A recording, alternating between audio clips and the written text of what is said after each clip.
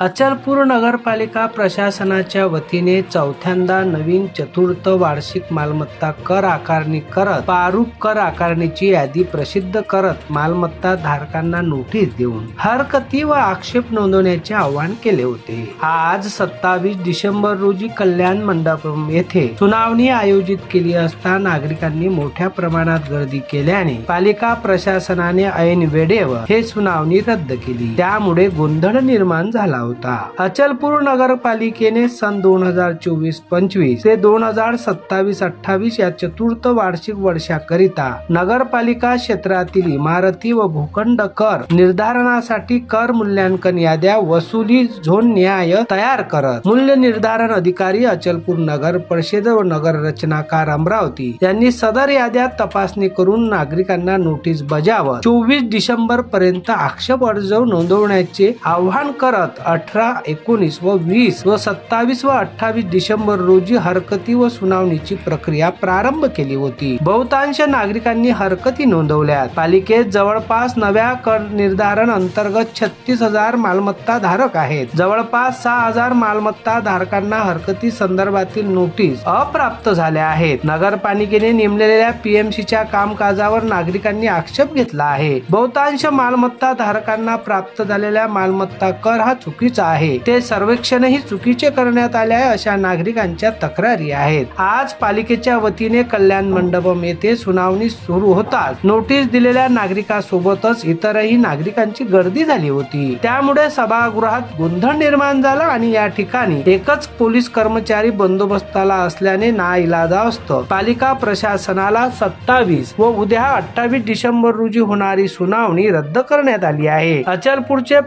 अचलपूर पालिकेचे तत्कालीन प्रशासक संदीप अपार व मुख्याधिकारी राजेंद्र फातले यांच्या कार्यकाळात नेमण्यात आलेल्या एजन्सीच्या कामकाजावर प्रश्नचिन्ह निर्माण झाले आहे। अचलपूर नगरपालिका क्षेत्रातील बहुतांश मालमत्ताधारक आज कल्याण मंडपांमध्ये पाऊस सुरू असतानाही उपस्थित झाले होते, मात्र पालिकेचे योग्य ते नियोजन नसल्यामुळे नागरिकांचा गोंधळ उडाला, त्यामुळे प्रशासनाने ही सुनवाई रद्द करण्यात आली आहे। लवकरच नव्या सुनावणी संदर्भात तारखा कळवल्या जाणार असल्याची माहिती पालिका प्रशासनाकडून देण्यात आली आहे, त्यामुळे अचलपूर नगरपालिका क्षेत्रातील प्रत्येक मालमत्ता धारकांची सुनावणी रीतसर घेण्यात येणार असून त्यांना तशी सूचनाही दिल्या जाणार असल्याची माहिती कर निरीक्षकांच्या वतीने देण्यात आली आहे।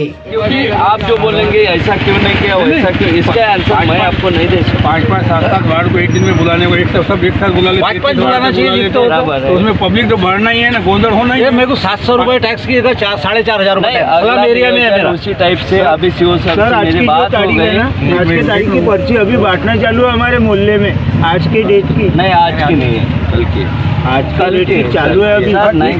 सर ये रद्द हो गई, यहाँ पेपर में आएंगे ना, पेपर में आज पेपर में आ जाएगा। क्या है कभी हमको बोलते हैं तुम तो हाजिर ही नहीं हुए भाई। नहीं, सबको लेखी देने वाले हैं। अभी न्यूज निकली है नगर परिषद से, वो पेपर में देने वाले। मेरे को 5 वार्ड का पिछले 18 तारीख का नोटिस मिला है। एरिया में तुमने कितने चढ़ा दिए? हम लगाने वाले नहीं है, टाउन प्लानिंग के तरफ से देखते हैं। टाउन प्लानिंग के नगरपालिकेचे नगरपालिका कर्मचारी आम्ही फक्त तुम्हाला समाधान करायला आहे, हे रद्द झालंय म्हणून एवढंच सांगून राहिलो। आम्ही कंपनीचे माणसं इथं अर्ज काढून काहीच नाही, आमचा रोल काही नाही आहे। तुम्ही म्हटलंय आम्ही चाललो, बाकी काही रोल नाही नहीं ना सर। चांगला प्रश्न विचारणार मी तुम्हाला हो साहेब, नोटीस घेऊन बोलवले सर। आम्ही फक्त ये ठेके में है, ये इनके ऊपर नहीं है, ठेकेदारी में है। आज शुक्रवार होता, नमाजचा वेळ होता म्हणून तुमच्या ज्यांना लोक तरी अटपले, नाही तर या ग्राउंड मध्ये लोक नसते मावले। बरोबर आहे, मुस्लिम लोक जे कमी आले तुमच्या मगाच्या वेळेत एवढे लोक आले असते, तुमचं नियोजन चुकलं हे तुम्ही सगळ्यात पहिले मान्य करा। सर ते मान्य केलं आणि नियोजन चांगलं करा। मी मगाशी तुम्हाला याच्याशी काय बोललो विचारा, मी तुमच्या सीओशी तेच बोललो, एसडीओशी तेच बोललो, चांगलं नियोजन करा, चांगलं।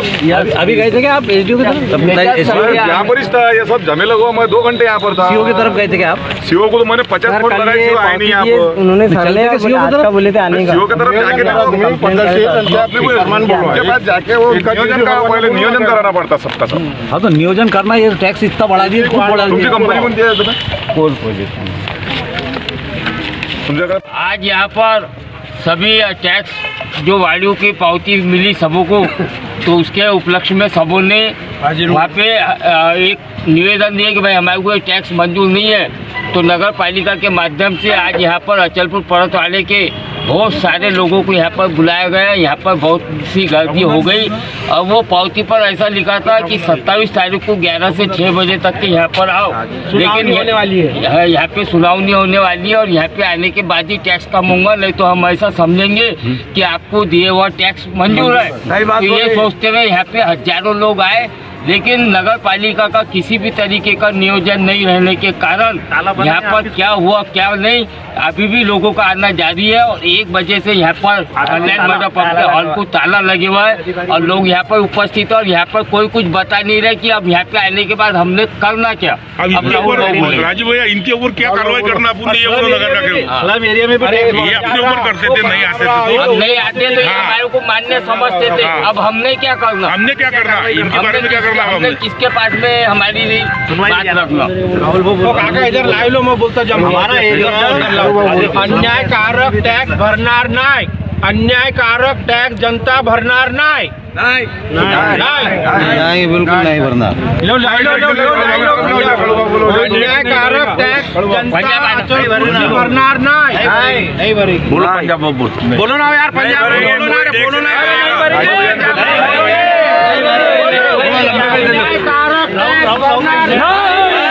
अन्यायकारक टॅक्स भरणार नाही।